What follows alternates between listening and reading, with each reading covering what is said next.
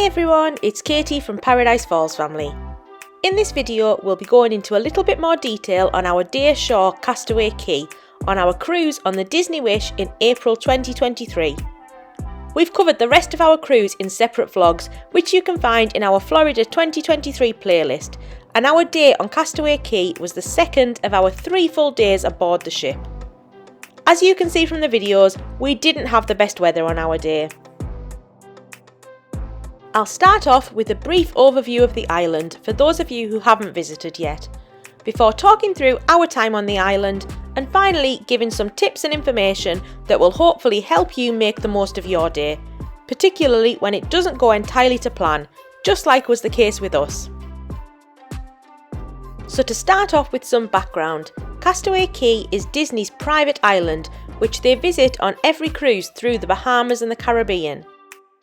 It's actually part of the Bahamas which they lease from the Bahamian government and is about to be joined by Lighthouse Point, Disney's second private island due to open in 2024. Every day on Castaway Cay begins around 8:30 AM when you're allowed to go ashore, and then you're free to explore the island all day until around 4:45 PM. The island is designed to be a day in paradise with everything you could want to have a wonderful day in the Bahamas. With only one short day to explore, you'll want to make the most of your time, but the island is actually relatively small and very walkable. We were able to walk from the ship to the furthest family beach in around 10 minutes, although you can get a shuttle if you want. And this stretch is where you'll probably spend most of your time if you're here as a family. Further afield, you've then got Serenity Bay, which is the adults only beach, and you can either walk here or get the free shuttle. We've never ventured here obviously as we're always with the kids, but it's supposed to be wonderful. Going back to the main family areas, as you walk from the ship there's loads of brilliant photo spots along the way, and in the morning some great character meets, as well as the post office where you can send a postcard back home if you fancy. This is the reason we would recommend walking this stretch rather than getting the shuttle if you're able, as you would miss all of these characters otherwise. Hello there. What are your names? Eva, Eleanor, and Finley. Excellent. Good to meet you, mate. Noticing a bit of an accent. Are you all from England? Oh, thank you. Last time I was over there, they tried to arrest me. Oh no! Just don't. Fortunately, I have found the remedy for such a predicament. My children? You just impersonate the judge that's meant to send you to the gallows. Oh. And did that work? Of course it did. You'll then come to the first of the 3 beaches on this stretch, as well as the meeting location for any activities you may have booked, such as water sports, the Stingray Adventure, and also where you can rent your snorkel gear. Sitting just behind here inland is the kids area, Monstro Point and Scuttles Cove. While the ship is docked at Castaway, the kids club on the ship is closed and the activities are moved on shore here, so it's worth checking out if your kids are interested. Moving on, you'll hit the second of the 3 beaches and the first family beach. This one is usually the quietest because it doesn't have the water slide, so if you want to dodge the crowds a little, then this beach is for you. It's also the place to head if you're wanting to snorkel out in the bay, which again is supposed to be amazing, although we've never had the chance to try. A little more on this later.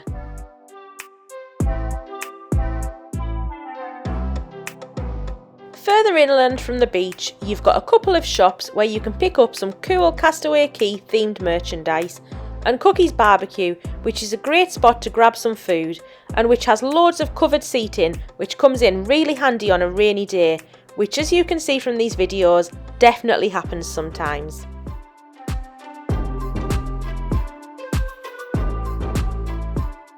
Moving on to the third and final beach along this stretch is the second family beach, and where a lot of people tend to head straight for. The main attraction here is Pelican Plunge, the water slide into the sea, and the lounges closest to the sea fill up here fast. There's loads on offer though, so we've never had any trouble finding a spot. Just come early if you want one of the front rows. Set back from the beach here, you've got bike rentals, beach sports, the kids' wet play area, and flippers and floats where you can rent snorkel gear and inflatables for playing in the sea. Then finally, a little further along the beach, you've got the cabanas for those of you who are lucky enough to snag one. So that's a quick overview of the island. Now let's have a look at how we spent our time. To begin with, this was our second visit to the island. Our first was on our last big holiday before the pandemic, when we did a week-long Western Caribbean cruise and stopped here for the day. On that occasion, the day started great. Greg did the Castaway Cay 5K first thing in the morning. We chilled on the beach, but after around 30 minutes the heavens opened and a storm came in. The waterslide was closed and we were advised to stay indoors, so that was it for the day. So pretty much a complete bust after that. We were hoping for a better day this time, but were a little sceptical with the rough weather that we'd had on the cruise so far. The ship managed to dock, although apparently it was a little bit dicey, and the ashore time was pushed back 15 minutes to 8:45. Marceline Market had been incredibly busy, so we made sure to pre-order room service for breakfast and were able to enjoy a relaxed morning getting ready for the day. We got off the ship just after 9 AM and were given towels and free ponchos as we disembarked. The free rain ponchos are a lovely touch, but unfortunately confirmed that everybody was expecting rain at this point. We decided to skip the free shuttle and enjoy the walk along the shore to try and meet some characters on the way and get some family photos. We stopped to say hello to Captain Jack Sparrow, who was absolutely brilliant, and there were some great views and spots along the way. We'd been warned that if the drizzle got worse, Captain Jack would have to leave, but luckily he was happy to brave the rain with us all. My sister and niece had pre-booked the Stingray Adventure, so we left them at the Stingray hut and carried on along the coast. The Stingray Adventure involves taking part in stingray feeding in the shallows and then snorkelling out in the lagoon. It costs $56 for adults and $45 for children aged 5 to 9. We thought hard about doing it but decided against it this time. My sister raved about it though, and they had a wonderful time. They were also pretty lucky, as the sign said all activities were cancelled due to the bad weather and problems getting the staff over from the mainland. So it's worth just double checking that the activity you booked is definitely cancelled, as the Stingray Adventure went ahead despite signs on the island suggesting otherwise. So while they were enjoying their excursion, we spent some time in the shops, picking up some souvenirs and a bucket and spade for the kids. We also noted the float rental was $13, which we planned to come back to and rent these later on in the day. We then picked our lounges out for the day on the second family beach by Pelican Plunge.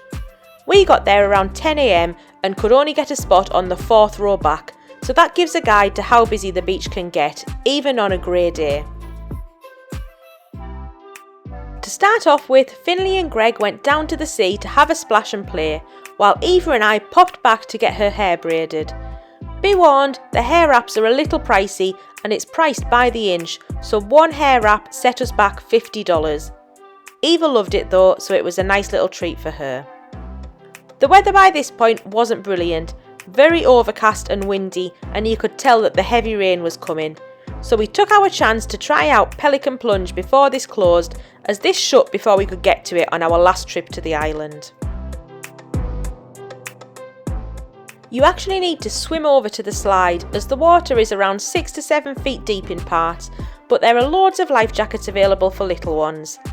This can be a little bracing on a chilly day, but we made it over to the platform, which has a splash area and water cannons to keep you entertained while you queue for the slide. Up at the top you have great views over the shore and back to the ship, and you have a choice of 2 slides.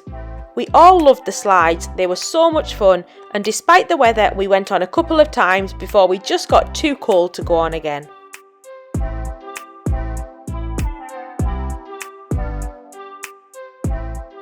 Back on the beach, the kids made the decision they actually wanted to try the Castaway Cay 5K. This wasn't something we planned on doing or ever thought they'd want to do, but the lure of a medal was just too much for them to say no. So Greg and the kids headed off to walk and run the route. When we'd visited previously, this was a much more organised event, only taking place early in the morning, and you had to sign up for it when you were on the ship. Nowadays you can run this at any point during the day and then you visit the bike rental kiosk to get your medal afterwards. The route basically starts at the bike kiosk and then there are signs pointing you in the right direction. You head off to the runway, do a couple of loops up to the observation tower, up to the end of the runway and back again. Greg assures me it's lots of fun, but halfway around the heavens opened again and they all got absolutely drenched.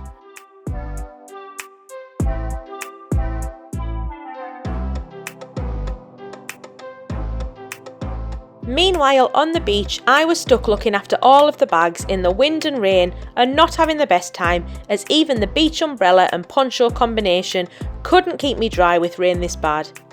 With everyone now back together, medals in hand, we headed over to Cookies BBQ to have some food, which is all free of course, and dry off. There is a buffet with various different barbecue options like burgers and hot dogs, along with salads, vegetables and a great range of prepared fruit.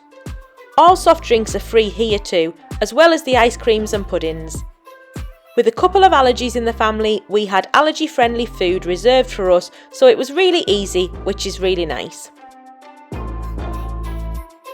Although we'd been able to dry off a little over lunch, it was still raining and the weather was miserable, so we accepted defeat and decided to head back to the ship.